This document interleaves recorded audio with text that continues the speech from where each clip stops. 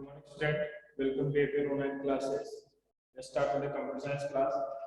Last class में हम लोगों ने डेटा फ्रेम को स्टडी किया था, उसमें हम लोगों ने स्टडी किया था creation of data frame. Data frame के लिए हम लोग कहते हैं स्टडी किया था सीरीज से डेटा फ्रेम कैसे बनाएंगे, डिक्शनरी से हम लोग कैसे बनाते हैं, उस लिस्ट ऑफ सीरीज से कैसे बनाते हैं, डिक्शनरीज ऑफ सीरीज से हम लोग कैसे बनाते हैं। आज हम लोग स्टडी करने वाले डेटा फ्रेम के ऑपरेशन कौन-कौन से किए जा सकते हैं। तो सबसे पहले हम स्टडी करेंगे adding a new column to data frame. आज का जो टॉपिक है हमारा operation of data frame, operation on data frame. Data frame में कौन कौन से ऑपरेशन होते हैं? जब भी ऑपरेशन आता है तो ऑपरेशन में ये होता है एडिशन हो गया, डिलीशन हो गया, अपडेट हो गया, तीन बेसिक ऑपरेशन होते हैं। तो सबसे पहले हम यहाँ स्टडी करेंगे एडिंग ए न्यू कॉलम। पहला ऑपरेशन रहेगा add a new column in data frame. हमें क्या करना है, हमारे पास पहले से बने हुए डेटा फ्रेम है, डेटा फ्रेम में हमें नया कॉलम ऐड करना है। जैसे फॉर एग्जांपल हम पहले डेटा फ्रेम बनाते हैं, तो डेटा फ्रेम बनाने के लिए सबसे पहले इंपोर्ट करेंगे इंपोर्ट पेंडास हमने इंपोर्ट कर लिया। फिर यहाँ से डेटा फ्रेम बनाते हैं, डेटा फ्रेम का नाम लिखा है df1 equal to pd dot data frame. Data frame में हम लोग क्या करते हैं, लीनियर वैल्यू पास करवा देते हैं। हमने linear value 10 20 30 40 comma index equal to a b c और लास्ट इंडेक्स हो गया हमारे d। ये हमारी डेटा फ्रेम हो गई। लीनियर वैल्यू से हम लोगों ने डेटा फ्रेम क्रिएट कर ली, या बोल सकते हैं सीरीज से हमने डेटा फ्रेम बना ली। ठीक है, अब इस डेटा फ्रेम को हम प्रिंट करवाते हैं। तो स्टेटमेंट लिखेंगे प्रिंट df1। जब ये डेटा फ्रेम प्रिंट होगी तो इस डेटा फ्रेम में जो इंडेक्स नंबर है वो किसमें कन्वर्ट हो जाएंगे, कॉलम में कन्वर्ट हो जाएंगे। देखो जब क्या होता है, सीरीज होती है, सीरीज में अगर आपने इंडेक्सिंग को काम में लिया है, यानी लेबल इंडेक्सिंग आपने दी है, उस कंडीशन में आपके लेबल इंडेक्स है वो कॉलम बन जाएंगे। और अगर आपने सीरीज में लेबल इंडेक्सिंग काम में नहीं ली है, उस कंडीशन में क्या होगा, जो आपके जो सीरीज के जो एलिमेंट है वो किसके फॉर्म में आएंगे, सिंगल कॉलम के फॉर्मेट में आएंगे। अब यहाँ पे इसका मीनिंग क्या है, कॉलम ए रिप्रेजेंट करता है वैल्यू 10 को, कॉलम बी रिप्रेजेंट कर रहा है 30 को, कॉलम सी रिप्रेजेंट करता है 30 को, कॉलम डी रिप्रेजेंट कर रहा है 40 को। यहाँ से हमारे पास जो डेटा फ्रेम आएगा ए बी सी डी, ये हमारे क्या बन गए, इसके कॉलम बन गए। इनकी वैल्यूज हो गई 10 20 30 और 40। इंडेक्स नंबर हो गया इसका 0, क्योंकि हमने रो की लेबलिंग नहीं की है, हमने सिर्फ क्या किया, कॉलम का लेबल किया है। अब हमें क्या करना है, इस डेटा फ्रेम df1 में एक नया कॉलम ऐड करना है। तो नए कॉलम को ऐड करने में हम क्या करेंगे, डायरेक्ट इंडेक्सिंग टेक्निक को यूज में लेंगे। इंडेक्सिंग टेक्निक में क्या होता है, डेटा फ्रेम का नाम df1, इंडेक्सिंग का ब्रैकेट होता है, इंडेक्स वाले ब्रैकेट में हम क्या करते हैं, यहाँ पे इंडेक्स नंबर लिखते हैं। तो हमने क्या करना है, कॉलम जोड़ना है। तो कॉलम को ऐड करना है, इसका मतलब कॉलम का जो नाम होगा वो इस ब्रैकेट में आएगा और इसके आगे उसकी क्या आएगी, वैल्यू जाएगी। ठीक है, तो हमें सिंगल कॉलम जोड़ना है और हमारे इस कॉलम में क्या है, सब सिंगल वैल्यूज है। तो हम एक नया कॉलम ऐड करते हैं, इसके लिए हमने लिखा df1, कॉलम का नेम हमने लिखा e इक्वल टू 70। ये स्टेटमेंट हमने लिखा df1, कॉलम का नेम हमने लिखा e70। इसका मतलब क्या हो गया कि हमारे जो डेटा फ्रेम है df1, उस df1 में एक नया कॉलम ऐड हो गया, उसका नाम होगा e और उसकी वैल्यू होगी 70। ये तो हम लोगों ने जब किया है जब हमारे पास में एक सिंगल सीरीज है, एक सिंगल लिस्ट है। अगर आपको मोनोलिथ लिस्ट से डेटा फ्रेम बनाई है या आपने डिक्शनरी से डेटा फ्रेम बनाई है, उस कंडीशन में हम क्या करेंगे, इसके आगे इसकी वैल्यू लिखेंगे। ये तो सिंपल हो गया। जैसे अगर आपको इसी में देखते हैं, तो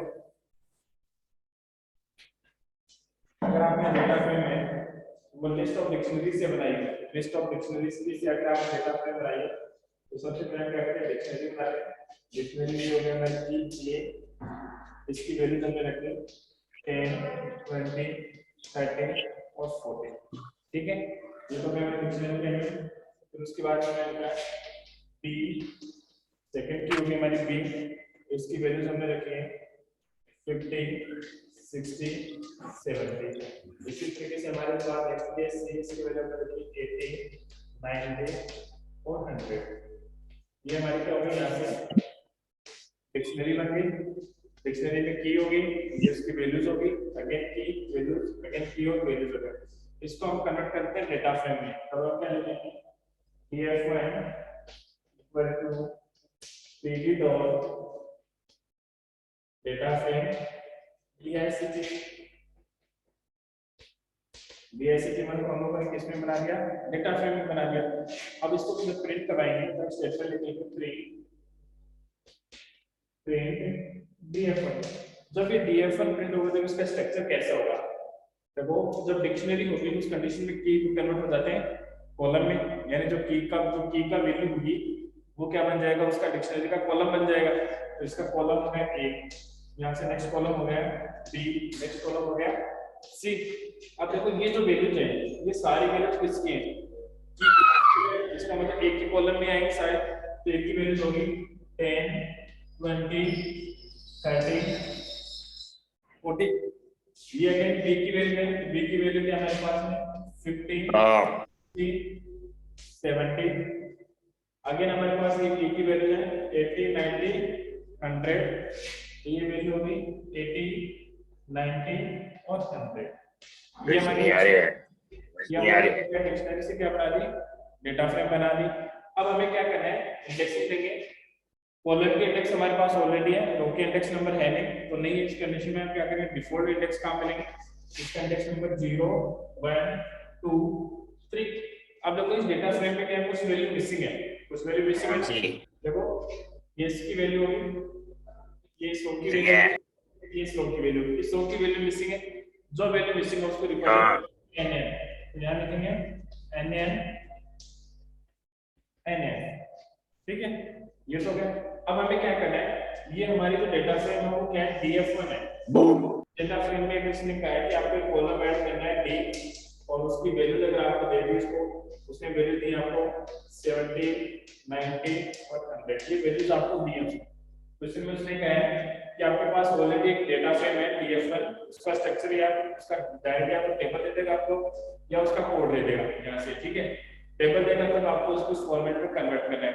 अब देखो उसने आपको डेटा फ्रेम दे दी, उसने कहा है डेटा फ्रेम में कॉलम डी ऐड करना है, उस डी की वैल्यू ऐसे या तो ऐसे लिखा हो सकता है, कई बार क्या करता है थोड़ा सा कंफ्यूज करने के लिए ऐसे दे देगा, एक कॉलम बना देगा डी, वैल्यू दे दी 70, लिखा जाता है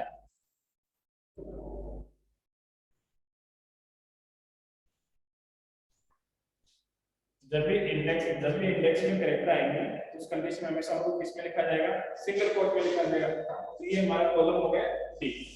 अब हमें क्या करना है, डी कॉलम को ऐड करना था, तो हमने लिखा df1, ये तो डेटा फ्रेम का नेम हो गया, इंडेक्सिंग में कॉलम का नेम डी इक्वल टू उसकी वैल्यूज।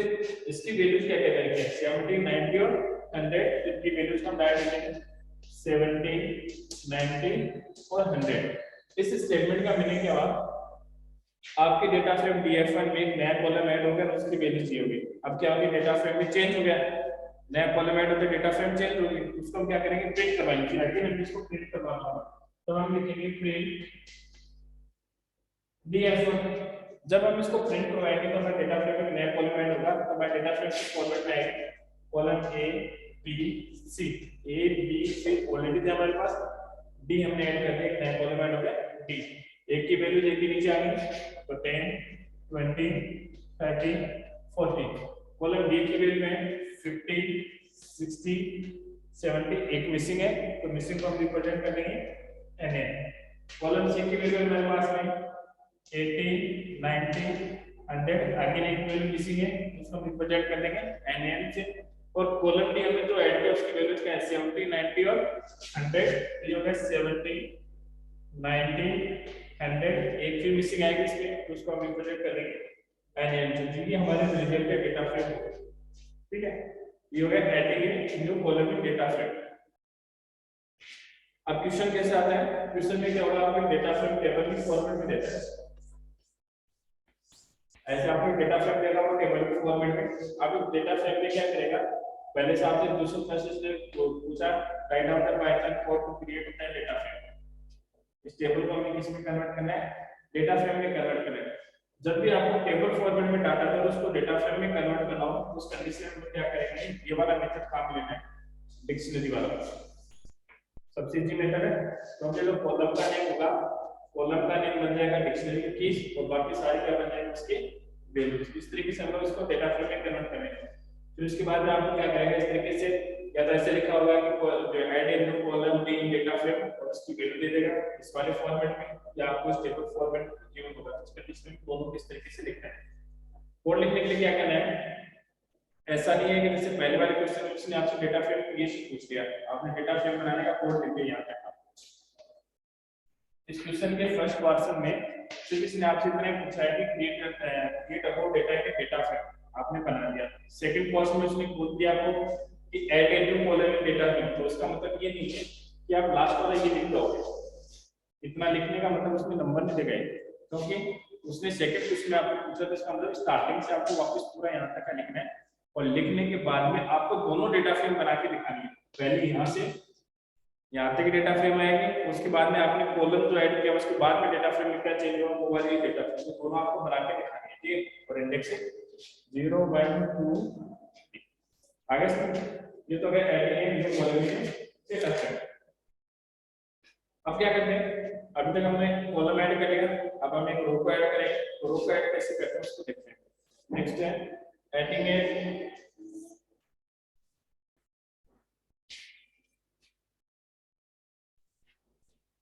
एक बार उसको देखो ना, बच्चों की एकदम सही है, वो डबल क्लास करके चला रहे हैं।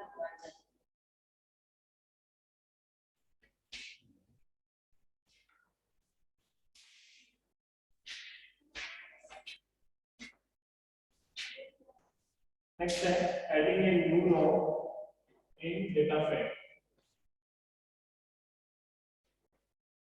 अब हमें क्या करना है, ये डेटा फ्रेम ऑलरेडी हमारे पास कोई डेटा फ्रेम गिवन है, इस डेटा फ्रेम में भी क्या करना है, नई रो को ऐड करना है, कंप्लीट रो ऐड होगी एक साथ। रो को ऐड करने के लिए इसे क्या करते हैं, LOC मेथड को काम में लिया जाता है। जहां भी रो ऐड करनी हो टू डायमेंशनल है, यानी जहां पे 2D फॉर्मेट आ जाए। 2D फॉर्मेट का मतलब एक ऐसा फॉर्मेट जो रो एंड कॉलम दोनों से मिलकर बनता है, उस फॉर्मेट में से क्या करेंगे, LOC मेथड को काम में लेंगे। तो इसके लिए सबसे पहले हम डेटा फ्रेम बना लेते हैं। यहाँ से हमने डेटा फ्रेम बनाने के लिए इंपोर्ट किया, इंपोर्ट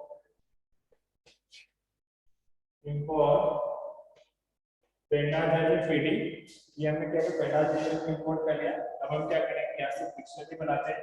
तो इसलिए लिखा dic1 equal to column A values है 10 20 30, कॉलम बी वैल्यू में डाल दो 14 15 60, कॉमा कॉलम सी 70 80 90 और 100।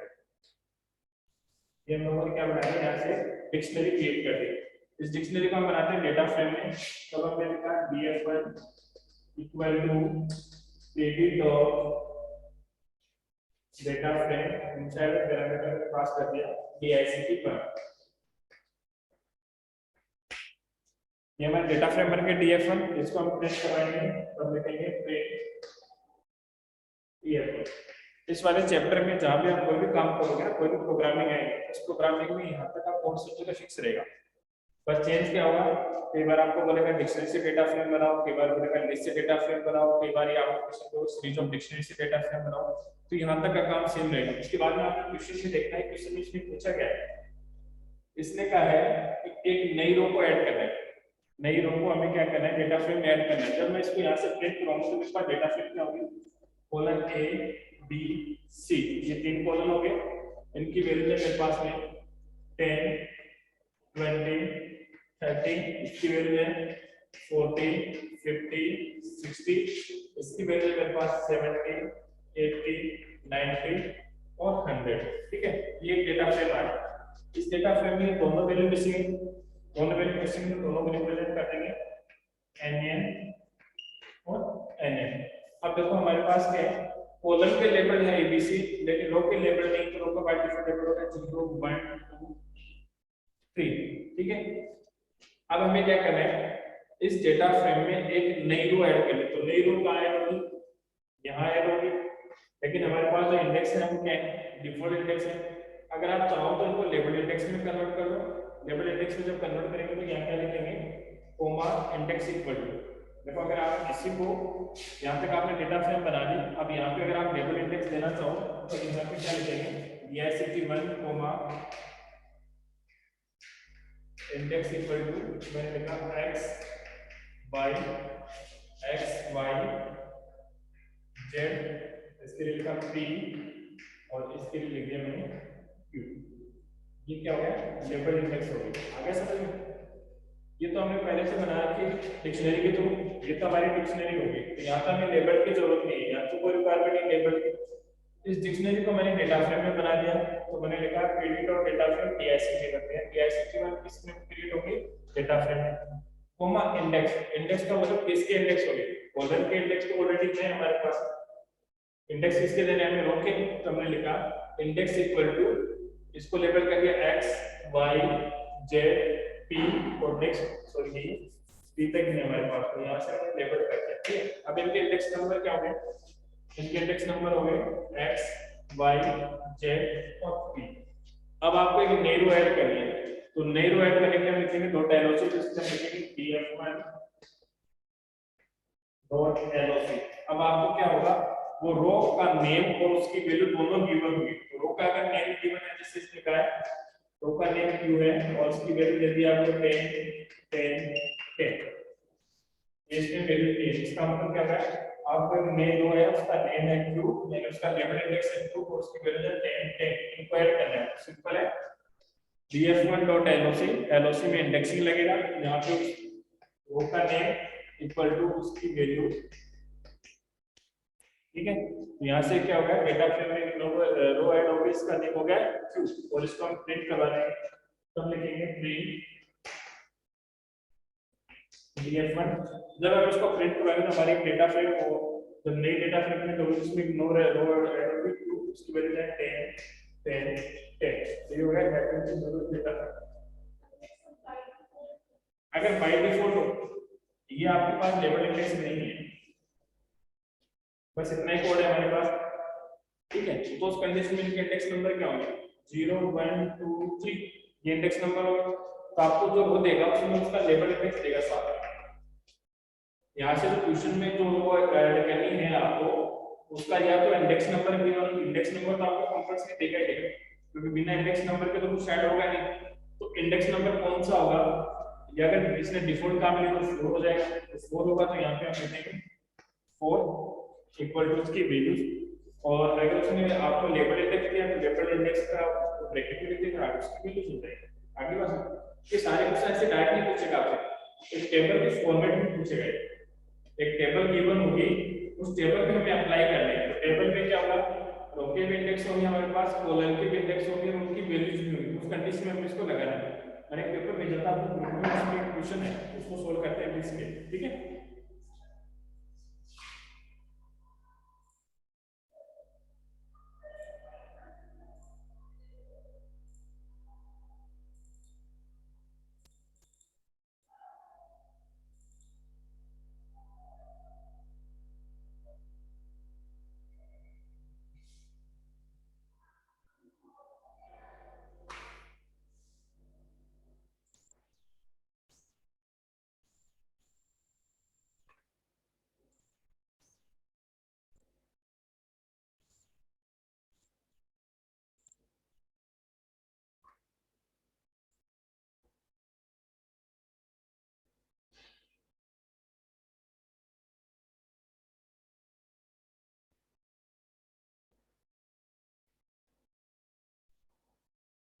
वो जैसे मैंने आपको पेपर भेजा था, उस पेपर में सेक्शन नंबर सी में पाइथन का कोड की तरह दिख रहा है आपको स्क्रीन पे, सो रहा है, पेपर सो रहा है क्या?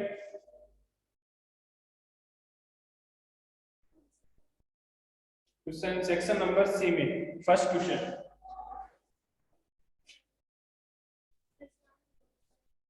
हाँ बहुत सारे पीडीएफ फाइल भेजी है, बहुत सारे क्वेश्चन है, उसमें लास्ट में जाओगे सेक्शन सी आएगा, उसमें question given first.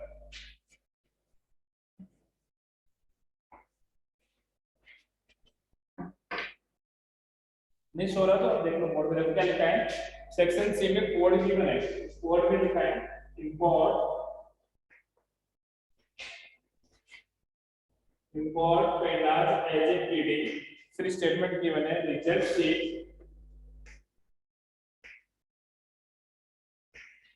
Sheet equal to Naveen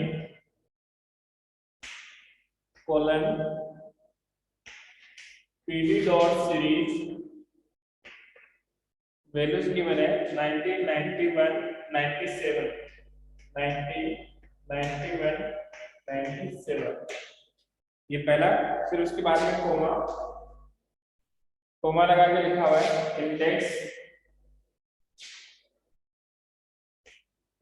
index equal to maths science और Hindi.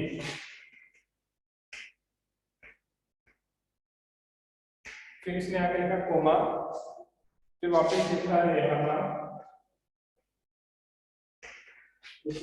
PD dot series values given है 92 81 92 81 96 comma index equal to index इसने गिवन है math science Hindi math science और हिंदी। देखो इसमें कोड में क्या किया है, ये क्या हो गया डिक्शनरीज ऑफ सीरीज कैसे पता चला, ये डिक्शनरी का ब्रैकेट हो गया, ये डिक्शनरी की कीज हो गई और कॉलन, उसके बाद में उसकी वैल्यूज हो गई और वैल्यूज में हमने क्या लिखा है पीडी डॉट सीरीज, हमने सीरीज बना रखी है। तो ये तो हो गया यहाँ से भी डिक्शनरीज ऑफ सीरीज हो गया। डिक्शनरी ऑफ सीरीज में कॉलम कनेक्ट हो गया नवीन, उस कॉलम की वैल्यू दे रखी है आपको 90 91 और 97 और इनके इंडेक्सिंग दे रखी है मैथ साइंस और हिंदी। यानी कैसे होगा, ये कॉलम हो गया नवीन, पहला कॉलम का नेम नवीन और इन दोनों के इंडेक्स है मैथ साइंस और हिंदी। तो मैथ साइंस और हिंदी नवीन कॉलम की वैल्यू होगी हमारे पास 90 91 97। इसी तरीके से दूसरा कॉलम का नेम मेरे क्या इसमें दे रहा पीडी डॉट सीरीज हम बना रहे हैं, सीरीज में वैल्यूज गिवन है 92 81 और 96। तो वैल्यूज हो गई 92 81 96 और इसके इंडेक्सिंग दे रखे मैथ साइंस और हिंदी। अभी तक हम लोगों ने जो प्रोग्राम को पढ़ाया उसमें हम लोगों ने क्या किया सबके इंडेक्सिंग एक साथ में की थी, लेकिन यहाँ पे इसने क्या किया अलग अलग कॉलम के अलग अलग इंडेक्सिंग दे रखे कंफ्यूज करने के लिए। ऐसा नहीं कि डबल बार इंडेक्सिंग आएगी, इंडेक्सिंग एक ही होगी हमेशा। देखो ये इंडेक्सिंग भी रोकी है, ये भी रोकी इंडेक्सिंग है, ये भी रोकी इंडेक्सिंग है और दोनों सेम है, दोनों सेम। इसका मतलब ये रिपीट नहीं होगी, रोकी इंडेक्स नंबर सेम रहेगा मैथ साइंस और हिंदी तो एक ही बार आएगा, आगे इसकी वैल्यूज आ गई। अब इसने आगे क्वेश्चन में क्या कहा है, इसी तरीके से एक नया कॉलम दे रखा है। नेक्स्ट इसने कहा है John equal to PD dot series, इसकी वैल्यूज इसने गिवन दी है 81 91 और 88 89 91 88 comma index equal to math science Hindi यानी इसके भी इंडेक्सिंग सेम है। तो नेक्स्ट हमारा कॉलम क्या हो गया जोन वैल्यूज हो गए हमारे पास 89 91 और 88। ठीक है, फिर नेक्स्ट कॉलम इसने दिया है रोजा। अब ये सारे इसने कॉलम दे रखे हैं। अब इसने क्या किया है पूरा कोड लिखने के बाद में आपसे पूछा है output of the above code, इस पूरे कोड का आउटपुट क्या होगा। ठीक है, अब आउटपुट में इसने क्यों पूछा, देखो वैसे तो सिंपल सा क्वेश्चन है, लेकिन इसने आउटपुट इसलिए पूछा कि स्टूडेंट गलती काम करेंगे यहाँ करेंगे, क्योंकि अभी तक हम लोग बुक्स में जो कोडिंग पढ़ रहे हैं उसमें क्या क्या था, हम लोगों ने कॉलम बना दिया, डेटा फ्रेम सीरीज हो गई, फिर नेक्स्ट कॉलम हो गया उसकी सीरीज बना दी, फिर सबसे लास्ट में हम लोग लिखे index equal to math science और हिंदी। यहाँ पे इसने सबकी इंडेक्सिंग अलग अलग की है। तो इस कंडीशन में इसका मतलब ये हो गया कि कॉलम के नाम और उसकी वैल्यूज आएंगे, लेकिन रो के इंडेक्स को एक ही टाइम आएगा, ओनली सिंगल टाइम रो की इंडेक्सिंग होगी। ठीक है, आगे समझ में। ये तो हो गया हमें डेटा फ्रेम बनाने का, ये तो पहला क्वेश्चन था इसमें। अब इसने क्या कहा है, इसके अलावा इसमें क्वेश्चंस क्या है, इसमें क्वेश्चन नंबर 50 में क्या लिखा हुआ है, he wants to add a new column with name of student प्रेम। इसने क्या है एक नए कॉलम को ऐड करना चाहता है जिसमें स्टूडेंट का नेम था वो प्रेम। ठीक है, in above data frame choose the right command to do so, यानी ऑप्शन दिए मैंने आपको 4 ऑप्शन दिए थे, 4 ऑप्शन दिए कि ये कॉलम है जिसका कॉलम को ऐड करना चाहता है जिसमें स्टूडेंट का नेम, प्रेम और उसकी वैल्यू कुछ भी है, ठीक है। इसको ऐड करने का राइट कोड क्या होगा? पहला इसमें लिखा है डीएफ प्रेम, उसके आगे वैल्यू दे रखी है 89, 78 और 76। एक बार इसको मिटा देता हूं।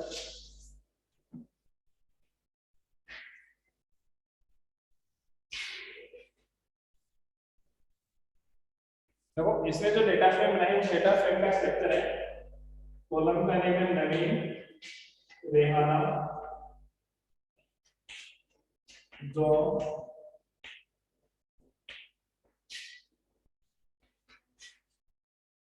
रोजा, और लास्ट में है मन्नत।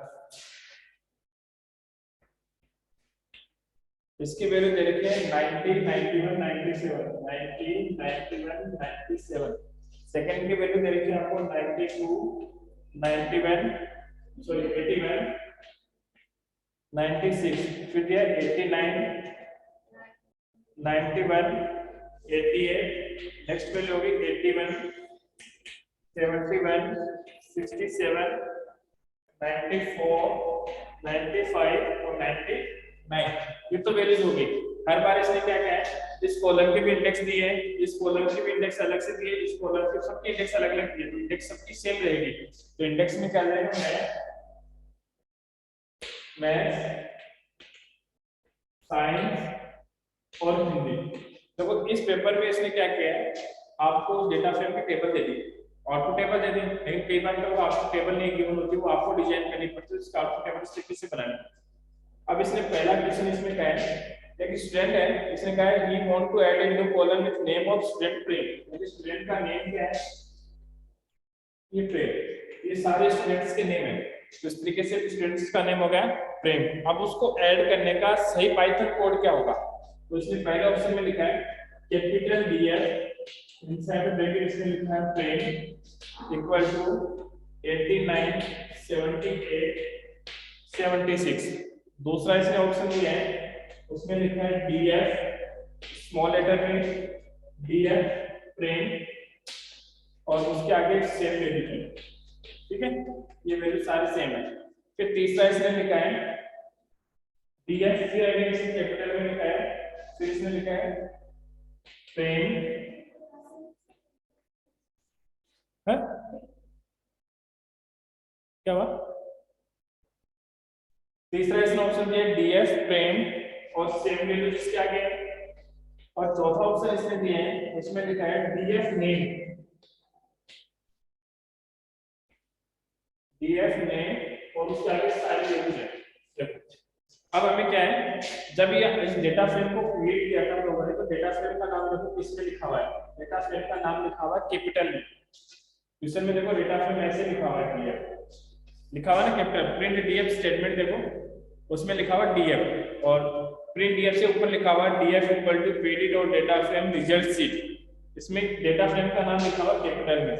अब आपको क्या देखना है, इसमें से राइट कौन सा है? लास्ट वाले में लिखा है डीएफ नेम, तो नेम इससे तो कोई डेटा फ्रेम है नहीं, ये तो हमारा वैसे कैंसिल हो गया। इसमें लिखा हुआ कैपिटल डीएफ नेम है प्रेम, लेकिन इसने क्या किया है, एक ही सिंगल कोट लगा रखा है, नेम प्रेम के बाद में यहाँ पे सिंगल कोट नहीं लगा हुआ, देखो ध्यान से, नहीं है ना, तो इसका मतलब ये हमेशा नेम किस में आएगा, सिंगल कोट में आएगा, तो यहाँ सिंगल कोट नहीं लगा हुआ, तो ये ऑप्शन गलत हो गया, हो गया। थर्ड वाले में इसने क्या लिखा है, डीएफ स्मॉल में लिखा है, जबकि हमारा डेटा फ्रेम किसमें कैपिटल में, डीएफ ऐसे होगा, तो लास्ट ऑप्शन कौन सा रहेगा, डीएफ। अब क्या कई बार क्या करते हैं, ध्यान से देखते नहीं है, ये डीएफ और ये डीएफ दोनों सेम है, अगर सेकंड ऑप्शन को हटा दें, ये देखो दोनों सेम है, वैल्यू चेंज हो, वैल्यू से कोई फर्क नहीं पड़ता, इसने आपको वैल्यू दी नहीं है।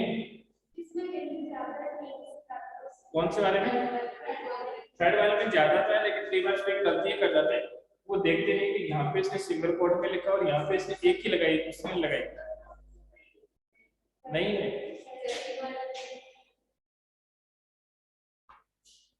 नहीं थर्ड वाले में नहीं है, क्या नहीं लिखा है इस पे आपको, सॉरी, तो ठीक है, ठीक है।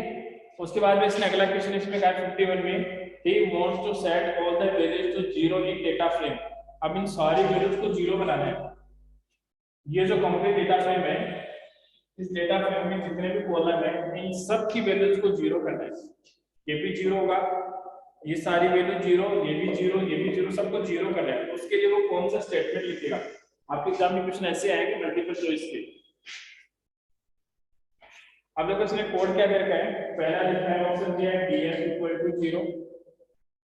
दूसरा इसने कोड लिखा है df indexing level equal to 0। तीसरा इसने कोड दिया है df कोलन इक्वल टू 0 और लास्ट इसने कोड लिखा है df कोलन इक्वल टू 0। यानी इस डेटा फ्रेम के सभी वैल्यूज को 0 से ऐड करना है। तो कैसे होगा? देखो इस चार ऑप्शन दिए, पहला ऑप्शन तो रॉन्ग हो गया। क्यों हो गया? क्योंकि ये सिंगल वेरिएबल की वैल्यू को जीरो करता है और ये data frame row and column से मिलकर बनी है, तो यहाँ तो ये तो होगा नहीं। ये तो पहला था, वैसे तो होगा। दूसरे वाले ऑप्शन में इसने लिखा df इंडेक्सिंग इक्वल टू 0, यानी इसकी इंडेक्स वैल्यू को जीरो करेगा, वो नहीं दे रखा। और इंडेक्सिंग टेक्निक में क्या होता है? सिंगल कॉलम एक्सेस करते हैं। पहली बात, वैसे अगर नवीन कॉलम की वैल्यू जीरो करनी होती है तो हम लिखते हैं df नवीन इक्वल टू 0, ठीक है। और अगर हम सारे कॉलम की वैल्यूज को जीरो करना होता तो हम क्या करेंगे वहां पे? या तो हम कैसे लिखेंगे df नवीन फिर कोमा फिर रेहाना फिर कोमा जॉन फिर कोमा रोजा कोमा, ये सब लगा के सारे कॉलम में फिर आगे लिखेंगे 0। तो ये भी नहीं लिखा हुआ। अब हमें क्या करना है? यहाँ से लेकर यहाँ तक के सारे कॉलम को 0 करना है। इसका मतलब डेफिनेटली क्या लगेगा? स्लैशिंग लगेगा। अब देखो थर्ड वाले स्टेटमेंट में इसने लिखा है df फिर इसमें स्लाइसिंग का कॉलन लगाया इक्वल टू 0। इसका मतलब जब स्टार्ट हो रहा है इंडेक्स डिफाइन इस कंडीशन में क्या होगा? From the starting to last point तक, यानी फर्स्ट पॉइंट से लेकर लास्ट पॉइंट तक सारी वैल्यूज क्या हो जाएंगी? 0। ये स्टेटमेंट राइट है। लास्ट वाला रॉन्ग क्यों है? इसने कहा है df स्लाइसिंग इक्वल टू 0। जब दो बार इक्वल टू आता है उसका मीनिंग होता है कंपैरिजन, जहां पे दो वैल्यूज के बीच में तुलना की जाती है कि वो बड़ी है कि छोटी है कि लगभग बराबर है। इसका मतलब क्या है? Near by equal to 0। इसका मतलब है नियर अबाउट 0। तो हमें नियर अबाउट 0 नहीं करना, हमें एग्जैक्ट क्या करनी है? 0 करनी है। तो यहाँ पे क्या हो रहा है? स्टार से लेकर एंड तक की वैल्यूज के बीच में कंपैरिजन हो रहा है और वो वैल्यू लगभग 0 के बराबर होनी चाहिए। एग्जैक्ट 0 नहीं हो रही, यहाँ पे लगभग बराबर होनी चाहिए। क्वेश्चन इसने कहा कि वो एकदम क्या करना चाहता है? उनको 0 करना चाहता है। तो थर्ड ऑप्शन हो गया, वो राइट हो गया। आगे बात समझ। फिर छोटी छोटी चीजें ऑपरेटर्स पे डिपेंड होती है, उनको ध्यान देना पड़ता है। उसके बाद में इसी के नेक्स्ट क्वेश्चन में इसने कहा है he wants to delete a row of science marks। he wants to delete a row of science marks। इस कंप्लीट रो को डिलीट करना है। इस कंप्लीट रो को हमें क्या करना है? डिलीट करना है। और डिलीट करने के लिए उसने कोड की बनाया, लिखा हुआ df डॉट ड्रॉप ब्रैकेट में लिखा science comma axis equal to 1, पहला ऑप्शन। दूसरे ऑप्शन में इसने लिखा df dot drop science comma axis equal to 0।